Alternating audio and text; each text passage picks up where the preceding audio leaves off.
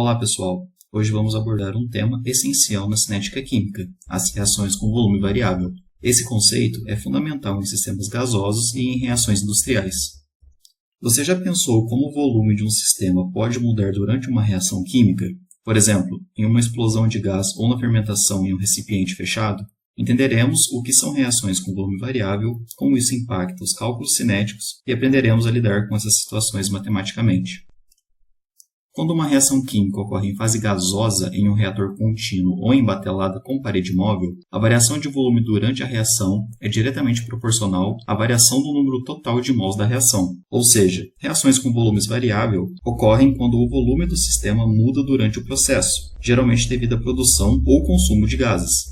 Alguns exemplos práticos de onde isso acontece é, por exemplo, durante a combustão de combustíveis em um motor. Isso causa um aumento abrupto de volume. Isso também ocorre durante a produção de gás carbônico em fermentadores. Isso altera o volume total também. Como a concentração é definida como a razão entre a quantidade de matéria e o volume, mudanças no volume afetam diretamente a concentração e, portanto, a velocidade da reação. Através da equação dos gases, podemos observar que o volume depende do número de mols, da temperatura, da pressão e da constante dos gases. Algumas analogias para facilitar o entendimento. Imagine que você está enchendo o balão com ar. Quanto mais ar, no caso gás, você adiciona, maior o volume do balão. Isso é semelhante ao que acontece em uma reação com produção de gases. Na panela de pressão, a quantidade de vapor gerada durante o cozimento aumenta a pressão interna. Se a panela não fosse fechada, o vapor escaparia e o volume do sistema aumentaria. Bom, agora vamos falar então sobre o fator de expansão volumétrica que está atrelado ao volume variável. O fator de expansão volumétrica ele é definido como a razão entre a variação do volume do sistema e o volume inicial, considerando a quantidade de reagentes que foram convertidos em produtos. Para uma reação genérica da forma A mais B dando C mais D, a gente consegue calcular o fator de expansão volumétrica através dessa fórmula, onde VF é o volume final do sistema após a reação, VI é o volume inicial do sistema antes da reação. Outra forma pela qual a gente consegue também calcular o fator de expansão volumétrica é utilizando os coeficientes estequiométricos, caso a gente não tenha conhecimento dos valores dos volumes, tanto inicial quanto final. O fator de expansão ele é crucial para entender como as condições operacionais, como pressão e temperatura, afetam a eficiência da reação.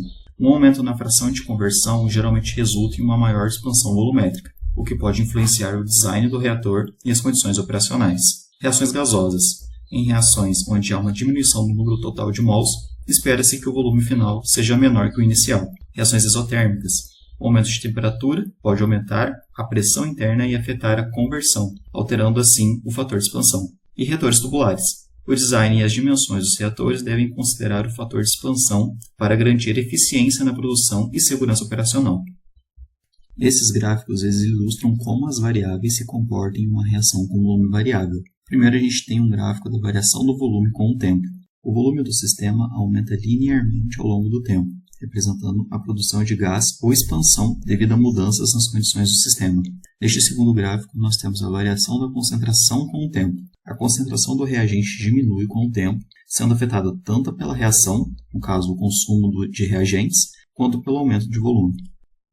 A equação apresentada descreve como o volume final de um sistema reacional é influenciado pela conversão do reagente limitante e pelo fator de expansão volumétrica. Então, quando temos um recipiente com volume variável, o nosso volume pode ser calculado seguindo essa equação. O volume final V é calculado a partir do volume inicial, V0, multiplicado por um fator que considera a expansão do volume devido à conversão do reagente limitante XA. O termo 1 mais fator de expansão vezes XA indica que, conforme a conversão XA aumenta, o volume do sistema se expande proporcionalmente ao fator de expansão.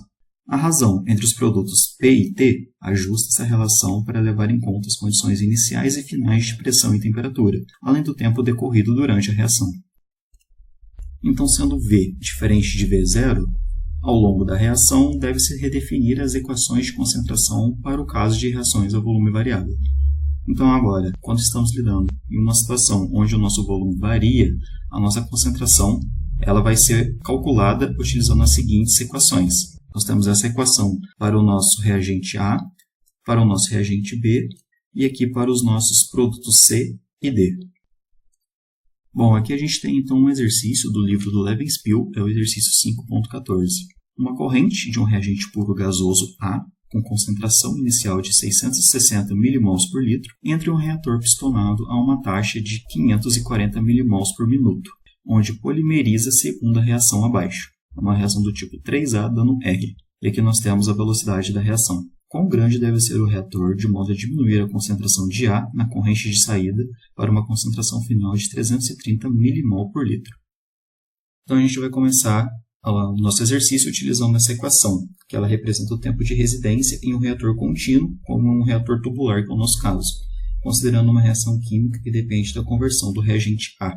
Nós temos também a fórmula para a gente calcular a concentração final do nosso processo, e através dela a gente vai conseguir calcular a nossa conversão. Nós temos todos os dados de concentração final, concentração inicial, o nosso XA é o que a gente quer, e o nosso fator de expansão foi calculado utilizando os coeficientes estequiométricos. No caso, 1 menos 3 dividido por 3, ou seja, menos 2/3. E a gente encontra uma conversão de 37,5%. Com isso, a gente consegue calcular o nosso tempo de residência, que a gente vai encontrar em torno de 4,5 minutos. E com o nosso tempo de residência, a gente consegue calcular o volume do nosso reator, utilizando a multiplicação do tempo de residência vezes a nossa vazão inicial, dividido pela nossa concentração inicial. No final, a gente acha que o nosso reator precisaria de 3,6 litros. Bom, esse é o vídeo de hoje. Obrigado a todos pela atenção e até a próxima.